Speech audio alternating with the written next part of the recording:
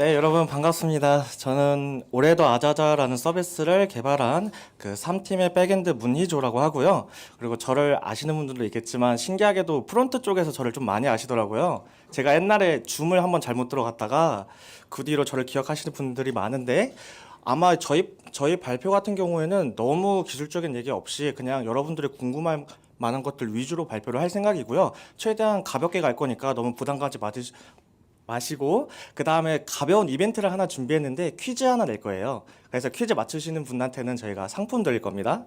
그래서 바로 진행해 볼게요. 우선 목차는 다음과 같은데요. 사실 뭐 팀 소개, 프로젝트 소개는 안 할 수가 없고 그 다음에 저희가 얘기하고 싶은 게 도메인 위주에 대해서 얘기를 좀 할 거고 그 다음에 중간에 특이하게는 저희는 중간에 시연 영상을 제공할 겁니다. 그 다음에는 소개라고 되어 있는데 사실 이름을 어떻게 할지 몰라가지고 좀 이렇게 한 것도 좀 있어요. 그리고 개선사항하고 질문 받고 마무리하겠습니다. 그래서 바로 팀 소개 들어갈 건데요. 저희 팀은 뭐 딱히 팀원들 간의 역할이 정해져 있기는 한데 그 경계가 사실 모호해요. 그래가지고 제가 팀장인 건 사실 외에는 다들 평등하게 뭐 질문 같은 거 하고 그 다음에 개선사항 얘기하고 저의 역할은 단지 결정하는 역할밖에 없습니다. 그래서 이렇게 진행을 했는데 아마 저희랑 같은 A조였던 분들은 저희가 엄청 먹을 걸 좋아해가지고 팀원들과 꼭 저녁을 같이 먹었고 그 다음에 엄청 간식으로 많이 먹었습니다. 근데 사실 사진을 엄청 많이 찍었는데 이 PPT에 올리려니까 사진이 너무 못 나와가지고 좀 뺐어요. 그래서 이렇게 진행을 했고 그 다음에 바로 프로젝트 소개를 들어갈 건데 뭐 여기서 여러분들마다 다양한 프로젝트를 진행하는 뭔가 목적이 있을 거예요. 그래서 제가 생각해 봤을 때는 목적이 한 여러 개가 있겠지만 뭐 새로운 기술을 적용해 보는 것도 있을 거고 그 다음에 여러분들이 포트폴리오에 사용할 것도 있을 거고 그 다음으로는 아예 협업이 처음이어 가지고 그걸 경험하기 위해서 이번 프로젝트를 진행했을 거라고 생각을 합니다. 근데 저희 같은 경우는 프로젝트를 진행한 목적은 서비스였습니다. 그래서 저희 팀처럼 혹시 서비스를 운영하실 팀이 있나요? 계속적으로? 아마 없을 것 같은데 저희는 서비스를 운영하기를 목표로 했기 때문에 생각보다 고려할 내용들이 엄청 많았습니다. 가장 첫 번째로는 문제 상황을 인식하는 건데 제가 생각했을 때는 개발자라는 직업은 문제 상황을 소프트웨어적으로 해결하는 사람들이라고 생각을 하거든요. 그래서 어떤 문제가 정말로 유저들한테 필요한가에 대해서 고민을 먼저 했고 그 다음으로는 우리 팀원들이 나중에 취직을 할 거죠. 여러분들도 다 데브코스 끝나고 취직을 할 텐데 취직한 이후에도 바쁜 시간을 내 가지고 계속 개선을 할 수 있고 기능을 확장할 수 있을 정도의 공통된 관심사가 필요했습니다.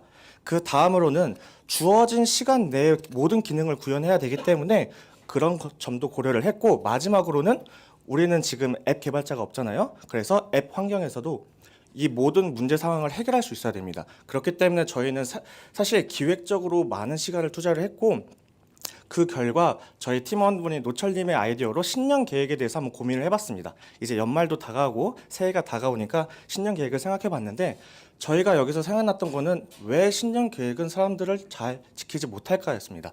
그래서 거기서부터 시작해서 여기 왼편에 보이는 것처럼 우리의 핵심이 뭘까에 대해서 먼저 고민을 해봤고 그 다음에는 팀원들과 같이 브레인스토밍을 통해서 다양한 기능과 다양한 요구사항 그리고 우리가 뭘 제공해야 될지를 한번 생각을 해봤습니다.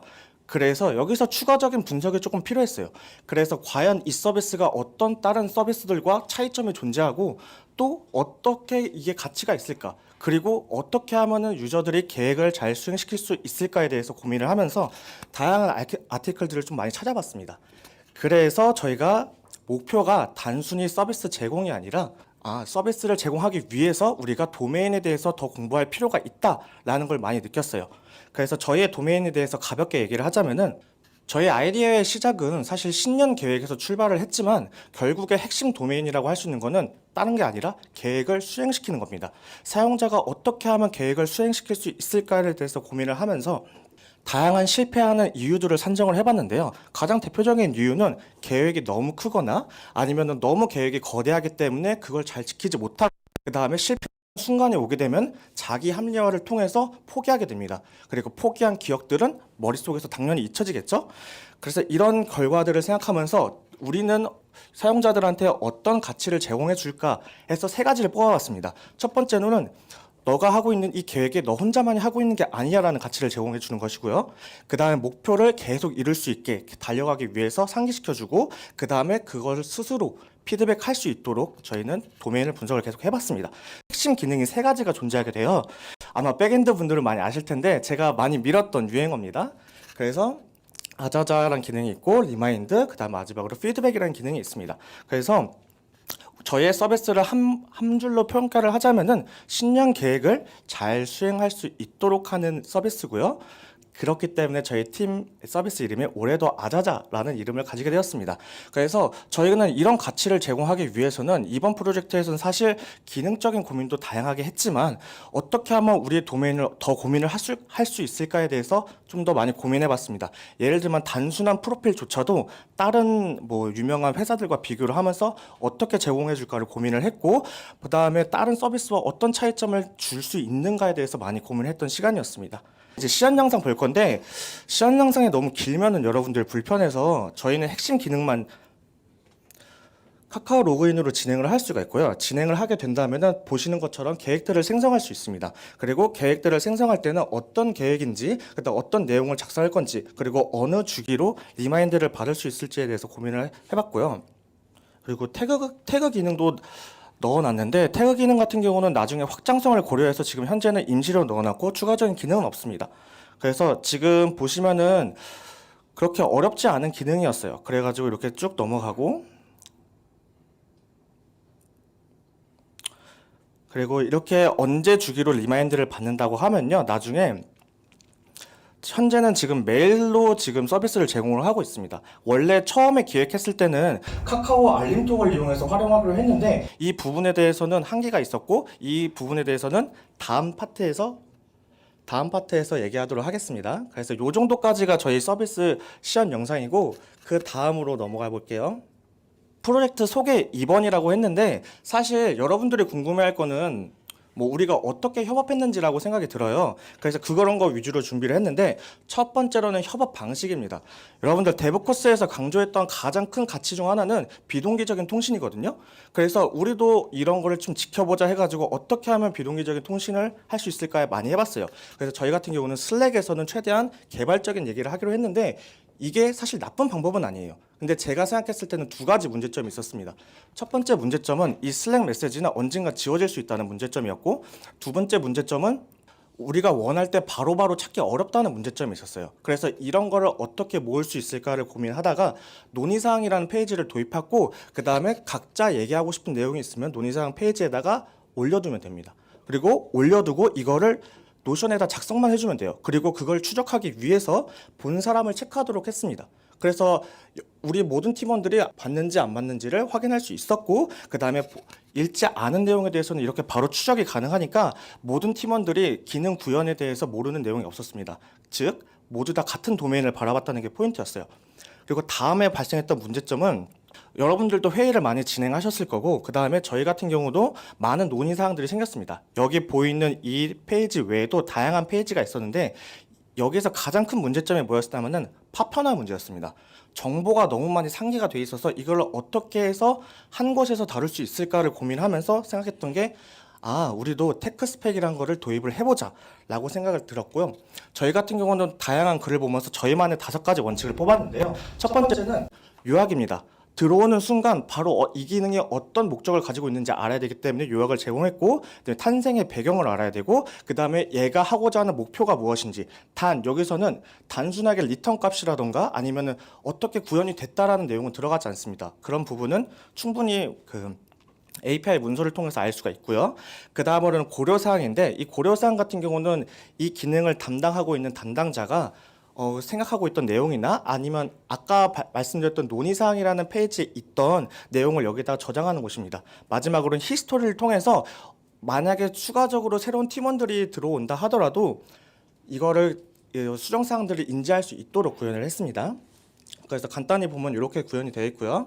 그래서 마지막으로 기술 스택인데, 기술 스택은 사실 크게 얘기할 부분이 없는 것 같아요. 여러분들이 한 거 저희도 할 수 있고, 저희가 한 거 여러분들 다 할 수 있으니까요. 근데 백 같은 경우는 일부러 다양한 걸 안 넣고, 만약에 얘기를 하게 된다면 얘기하고 싶은 내용들만 조금 기술을 넣어놨어요. 그래서 여기까지 제가 잠깐 멈추고 프론트 개발 얘기를 들어보고 다음에 제가 다시 돌아오겠습니다. 네, 프론트 쪽 발표를 맡은 박민우라고 합니다. 프론트에서는 우선은 코드 스타일 자동화를 통해서 협업하기 편한 환경을 만들었고, 공통 컴포넌트의 관심사를 어느 정도로 분리할지 활발히 논의했었고, 로딩 및 에러 처리를 선언적으로 처리했고, API 호출을 최적화하도록 노력을 했습니다. 그래서 이 중에서 API 호출을 어떻게 최적화했는지, 어떤 방법으로 구현했는지 말씀드릴 텐데, 첫 번째로는 Next.js에서 제공하는 미드웨어 기능을 통해서 리다이렉트 처리를 구현했습니다. 예를 들어서 저희 서비스에서는 로그인을 해야만 사용할 수 있는 4개의 페이지나 또 마이 페이지가 있는데, 유저가 이 페이지에 접근했을 때 미드웨어에서 먼저 로그인 여부를 검사해서 만약 유저가 로그인하지 않았으면 로그인 페이지로 리다이렉트를 시켜서 유저 입장에서는 로그인하지 않았으면 내 계획 페이지에 접근하지 못하도록 했고요. 그리고 저희 서비스에서는 특정 기간에만 사용할 수 있는 계획 생성이나 계획 수정 페이지가 있는데, 여기서도 특정 기간이 아니라면 미드웨어에서 이를 캐치해서 홈페이지로 리다이렉트를 시켜주셨습니다. 그래서 유저가 특정 페이지에 접근했을 때 뭔가 불필요한 페이지 응답이나 API 호출을 최소화했습니다. 두 번째로는 텐스트 쿼리의 스테이 타임과 쿼리 무효화 기능을 이용했습니다. 데이터를 받아오는 get 요청에 대해서 이렇게 쿼리 키를 구조화했고, 각 쿼리 키를 이제 데이터를 받아오는 요청에 연결을 시켜서 이제 예를 들어서 뭔가 데이터가 변할 가능성이 거의 없는 4개의 페이지에 있는 데이터는 기본적으로 항상 최신 상태로 간주하고, 만약에 유저가 새로운 계획을 생성했을 때 이때 쿼리를 무효화시켜서 그때만 새로운 데이터를 받아오는 형식으로 구현을 했고요. 그래서 이러한 쿼리 무효화 방식을 통해서 결국에 유저가 특정 페이지에 접근했을 때 무조건 서버로부터 데이터를 받아오는 게 아니라 데이터가 변경이 됐을 때만 API를 통해서 데이터를 업데이트 시켜주어서 이때도 역시 뭔가 API 호출 횟수를 최소화하려고 노력을 했습니다. 마지막으로는 디바운스 처리인데요. 유저가 짧은 시간 동안 여러 번의 버튼을 클릭했을 때 마지막 요청만을 전송을 해서 이때에도 역시 유저가 여러 번 누를 만한 가능성이 있는 계획 공개 버튼이나 이제 리마인드 토글 버튼 같은 거에 디바운스를 적용해서 최소한의 API 호출만 요청하도록 처리를 했습니다. 그래서 이렇게 총 3가지 방법으로 API 호출을 최적화하도록 프론트 쪽에서는 노력했습니다. 에이조님 이어서 발표해 주시겠습니다. 이제 백엔드 파트 이어서 나갈 거고요. 지금 보이시는 거는 저희 백엔드에서 적용하고 있는 인프라 아키텍처인데, 사실 크게 얘기할 건 없습니다. 그냥 GitHub 액션을 사용했고, 그 다음에 HTTPS로 접속하기 위해 엔진X 정도를 썼다는 거. 그리고 저희는 도커 기반이기 때문에 바로 올리는 게 편해가지고 SSH까지 썼다는 정도만 알고 있으면 될 것 같습니다. 그리고 뭐 여기 보이는 거는 저희 메일 시스템이 있기 때문에 SES를 사용했고요. 그래서 이제 백엔드의 개발 포인트인데, 사실 많은 내용을 발표를 하고 싶었는데 제가 어제 한번 연습을 해봤을 때 30분이 걸리더라고요. 그래서 조금 줄였습니다. 그래서 여러 가지가 있어요. 어떻게 도메인을 잘 녹여낼 수 있을까에 대한 고민을 하면서 우리 프로젝트에는 DDD를 적용을 해야겠다. 그 결과 잘 적용이 됐고, 그 다음에 테스트에 대해서 여러 가지 얘기할 거 있는데 이거는 바로 다음에 얘기를 해볼게요. 그 다음에 프론트랑 어떻게 하면은 병렬적으로 개발할 수 있을까, 어떻게 하면은 병력 현상이 발생하지 않을까에 대한 고민을 했고, 그 다음에 그레이들도 어떻게 하면 잘 관리할 수 있을까에 대한 고민을 좀 해봤습니다. 그래서 테스트 먼저 얘기를 할 건데, 저희 같은 경우는 자코코라는 그 테스트 커버리지 측정 라이브러리를 사용했기 때문에 빠른 테스트가 필요로 했었어요. 그렇기 때문에 픽스처라는 걸 사용하기 위해서 픽스처 몽키라는 걸 사용했고, 그 다음에 뭐 외부 API 테스트는 어떻게 했는지, 뭐 그런 밑에 있는 거는 사실 고민 같은 건데 이 시간에 다 말씀드리기는 어려울 것 같아서 추후에 질문이 들어온다면 거기에 대해서 답변 드리도록 하겠습니다. 그래서 픽스처 몽키 같은 거를 얘기를 해볼 건데, 뭐 얘가 어떤 라이브러리인지는 중요하지 않아요. 저희가 여러 가지 라이브러리를 이번에 도입을 했는데 이거를 어떻게 하면은 팀원들과 잘 공유할 수 있을까에 대해서 좀 고민을 많이 해봤습니다. 그래서 뭐 간단하게만 설명드리면은, 뭐 빌더를 사용해서 만든 이 코드를 이 한 줄로도 충분히 표현할 수가 있습니다. 그래서 빠른 테스트 코드를 작성할 수 있었기 때문에 도입을 했었고요. 그래서 어떻게 하면은 고민을 하다가, 사실 여러분도 아시다시피 라이브러리를 도입한다는 것은 추가적인 비용이 발생한다는 것을 의미를 하거든요. 그래서 하지만 우리가 빠르게 하기 위한 그 가치를 위해서는 필요했고 누군가가 그걸 정리해서 공유해 줄 필요가 있었습니다. 그렇기 때문에 참고로 픽스처 몽키가 이 공식 문서가 다 영어로 돼 있어서 제가 팀원들을 위해서 번역을 좀 다 했고 운이 좋게도 네이버 깃허브에 올라왔어요. 그래서 이런 뭐 공유 사례도 있었고요. 그 다음으로는 바로 개선 사항을 하면서 이제 마지막 발표인데, 사실 개선할 요소들은 많아요. 뭐 카카오 알림톡 같은 게 원래 저의 핵심 기능이었는데 당시 구현 못한 거를 이번에 구현을 해볼 거고요. 그 다음에 저희는 좀 더 유저가 사용하기 편한 서비스를 만들어야겠다라는 생각을 좀 많이 했습니다. 그런 부분에 있어서 팀원들과 계속 많이 얘기를 하고 있고 멘토님들의 도움도 많이 받아봤습니다. 그리고 백엔드 같은 경우는 새로운 아키텍처를 도입을 할 예정인데 이것도 얘기하면 너무 길어서 질문 들어오면 받도록 하겠습니다. 그래서 카카오 알림톡은 아까 보셨다시피 이메일을 기반으로 리마인드를 전송을 하고 있는데요. 이게 저희가 구현을 하지 못했던 가장 큰 문제는 첫 번째는 비용이고 두 번째는 사업자 등록증입니다. 여기 보시면은 이 비즈 메시지 알림톡을 보내기 위해서는 사업자 등록증이 필요해서 저희가 기능을 구현하던 당시에는 좀 어렵겠다라는 생각이 들었고 그 다음에 저희가 어느 정도 비용이 들까 대충 계산을 해봤는데 유저가 1000명만 있을 때 알림톡 보내는 순수 비용만 1년에 200만 원이 나옵니다. 1000명 대상으로 200만 원이기 때문에 이거를 어떻게 할까 고민하다가 그래도 도입을 해보자라는 얘기를 나와서 요번 주에 제가 사업자 등록증을 발급받으러 갑니다. 그래서 여기까지 해가지고 저희 발표는 마쳤고 뭐 추가적인 질문 있으면 받도록 하겠습니다. 감사합니다. 네, 백엔드 4기 9번모라고 하고요. 다른 시간에 받아야 될 것 같던데 그거를 그 뭐 배치를 이용하셔서 기능을 구현하신 건지 정확히 그 특정 시간마다 어떻게 알림을 보내신지 그게 궁금했습니다.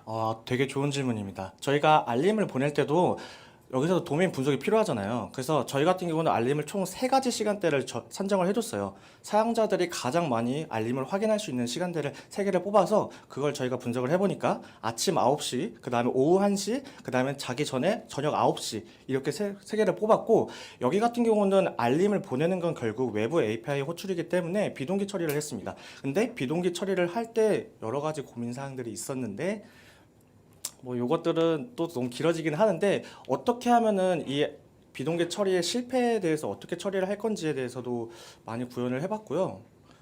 네, 그 한 가지 궁금했던 게 그러면은 아까 얼핏 봤을 때 뭐 11시 뭐 11월 9일 11시에 알림을 받고 싶다 이런 내용이었던 것 같은데 만약에 그러면은 말씀하신 그 알림대 시간대 보내기 위해서 뭔가 반올림을 해서 그 시간을 조정해서 그 시간대에만 보내신 건가요?